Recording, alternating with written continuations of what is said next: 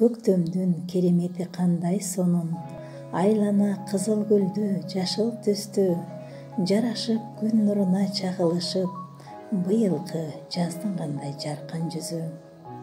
Бирок жым-жыртык толгон айланага билбедим ким жок ким барын, сагындым ушул убакта сүйүктүү окуучум баарыңды. Күндүн жүзүн окуучума элестетип, күлкүңөр кулагыма жаңыргансып, мектепке келаткан жолду карап, сагынычка толгон ойду келеңин жетелетип. Балалыктын ойлоп күлгөн күндөрү кандай гана эстен кеткис бакталай, кирсиз көңүл жан денөңөр таптаса, кандай сонун балалыктын жылдарай.